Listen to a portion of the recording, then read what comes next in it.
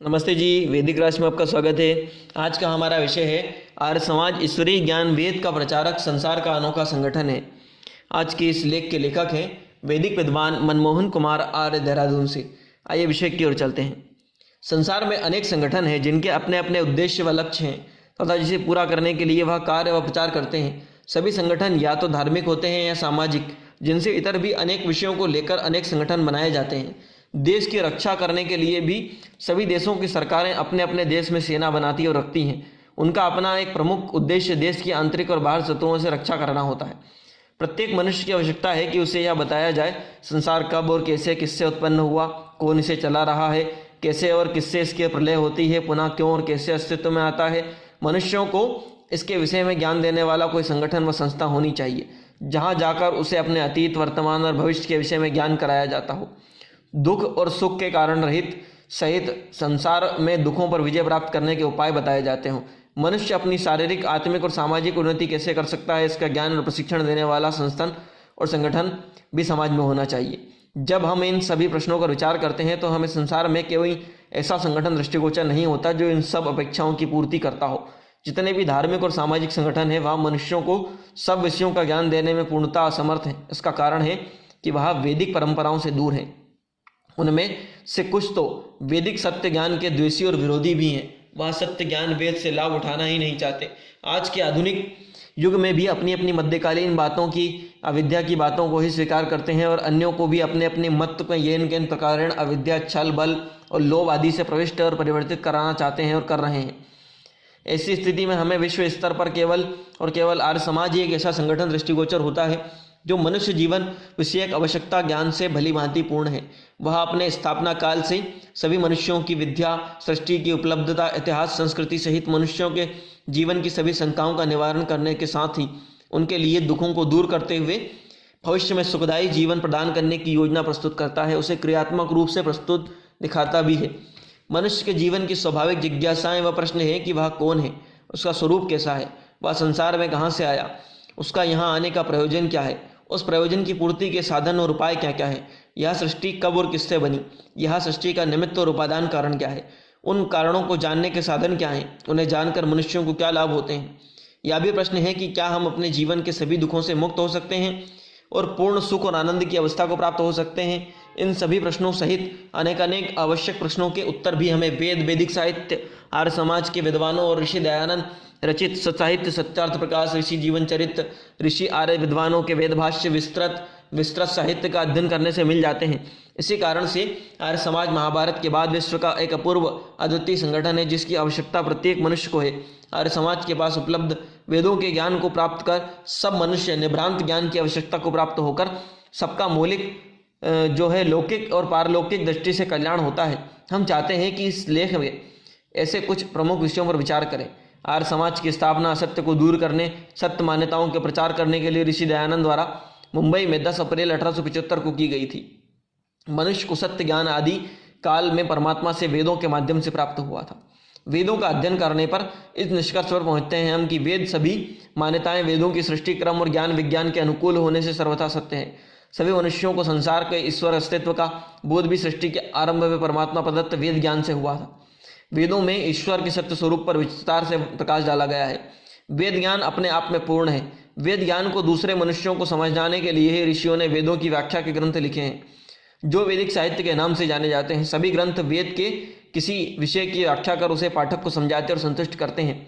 उपनिषदों, दर्शनों का अध्ययन करके मनुष्य ईश्वर व सृष्टि विषय ज्ञान को प्राप्त कर ज्ञान की पूर्णता का अनुभव करता है। इन ग्रंथों में अपने विषयों के मौलिक सिद्धांतों की तर्कपूर्ण व्याख्या प्राप्त है। इस ज्ञान के आधार पर पाठक मनुष्य की बुद्धि शुद्ध हो जाती है। वह सभी विषयों का चिंतन व मनन कर उन्हें प्राप्त होता है। हमारे सभी ऋषि ईश्वर, जीवात्मा, प्रकृति विषय ज्ञान से संपन्न थे। वह सभी निभ्रम थे, इसीलिए उन्हें आप्त पुरुष कहा जाता है। उन्होंने जो लिखा है वह सब वेदानुकूल होने पर सत्य ही होता है। वेदों से ईश्वर, जीवात्मा, सृष्टि विषयक विस्तृत ज्ञान प्राप्त होता है।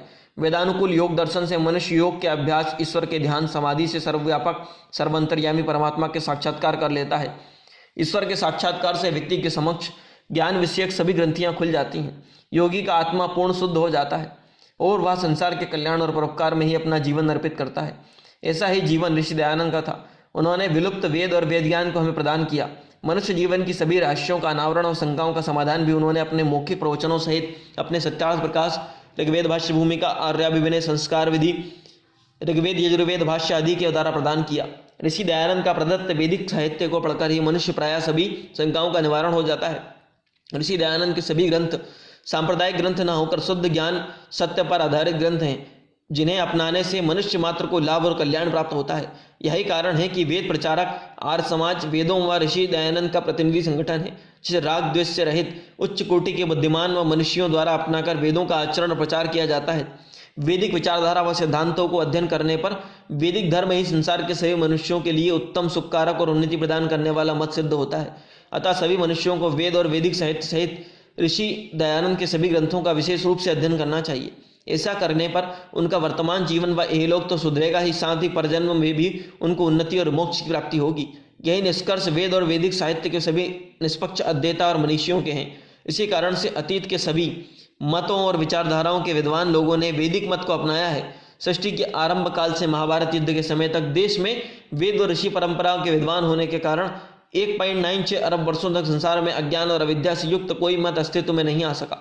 संसार के सभी लोग महाभारत के समय तक केवल वेद मत और धर्म को ही स्वीकार करते और पालन करते थे। मनुस्मृति के एक श्लोक एतदेस्त प्रसुतस्य सकाशाद अग्रजन्मः स्वयं स्वयं चरित्रम शीक्ष रेण पृथिव्या सर्वमानवा मनुस्मृति 2:20 से इसकी पुष्टि होती है, जिसमें कहा गया है कि इस आर्यावर्त देश में उत्पन्न हुए विद्वानों से भूगोल के सभी मनुष्य आदि अपने योग्य विद्या चरित्रों की शिक्षा ग्रहण करने सहित विद्याभ्यास करें। यह शब्द महाराज मनु ने तब लिखे थे जब वह पूरे देश के चक्रवर्ती राजा थे और विज्ञान और विद्या में भी उनके समान कोई नहीं था।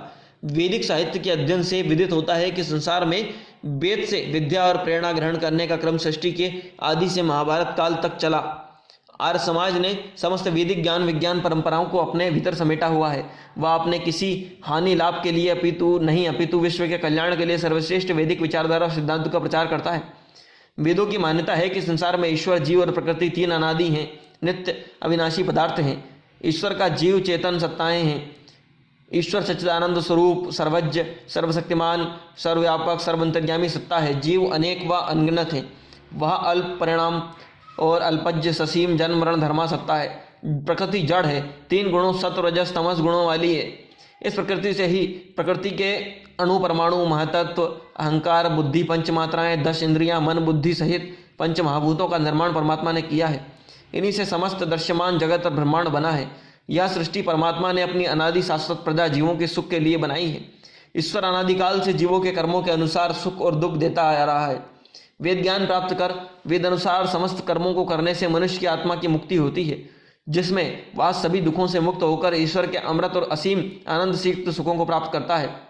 जीवात्मा का उद्देश्य धर्म अर्थ काम मोक्ष प्राप्त करना है। यह उसे ईश्वर को जानकर उसकी वैदिक विधि से उपासना, अग्निहोत्र, देवयज्ञ आदि पंच महायज्ञों सहित शुद्ध आचरण और परोपकार में जीवन व्यतीत करने से प्राप्त होते हैं। वेदों से यह भी ज्ञान होता है कि इस सृष्टि का पालन करने वाली एकमात्र सत्ता केवल परमात्मा ही है। परमात्मा हमारे माता पिता के समान है। वही जन्म जन्मांतरों से हमारे मित्र और सखा रहे हैं और आगे भी रहेंगे। परमात्मा से हमारा साथ कभी नहीं छूटेगा। हमारे इस जन्म के सभी संबंध पूर्व जन्मों में नहीं थे और ना आगे रहने वाले हैं। वह बदलते रहेंगे, परंतु ईश्वर से हमारा नित्य व्यापक उपास्य उपासक, स्वामी सेवक, पिता पुत्र, माता पुत्र, आचार्य शिष्य, प्रजा राजा आदि का संबंध है। अतः हमें इस संबंध को अधिक गहन और निकट बनाने के लिए ईश्वर की नित्य प्रति स्तुति, प्रार्थना, उपासना सहित वेद विदित सभी शुभ कर्मों को करते हुए जीवन व्यतीत करना चाहिए। आर्य समाज में आकर उसके साहित्य का अध्ययन करके मनुष्य सच्चा व श्रेष्ठ मानव बनता है। यही हमारे आकर्षण का कारण है। वेद की शिक्षाओं से हम इस जीवन में सुख पा रहे हैं और मृत्यु के बाद भी सभी वेदानुयायियों को सुख और उन्नति प्राप्त होगी। हम यह भी अनुभव करते हैं कि विश्व में पूर्ण सुख और शांति कल्याण तभी उत्पन्न हो सकता है जब संसार के सभी मनुष्य ईश्वर प्रदत्त सत्य सिद्धांतों के पोषक वेदों का धारण और पालन करें। ओम। प्रस्तुत लेख के लेखक थे वैदिक विद्वान मनमोहन कुमार आर्य, देहरादून से। इस तरह के अन्य वैदिक लेखों के लिए, प्रेरणादायक कहानियों के लिए, महापुरुषों के जीवन के प्रेरक प्रसंगों के लिए, वैदिक भजनों के लिए वैदिक राष्ट्र यूट्यूब चैनल को लाइक करें, शेयर करें, सब्सक्राइब करें, बेल आइकॉन की घंटी को दबा दें ताकि जब भी कोई नया वीडियो आए उसकी अपडेट सबसे पहले आप तक पहुंचे। धन्यवाद।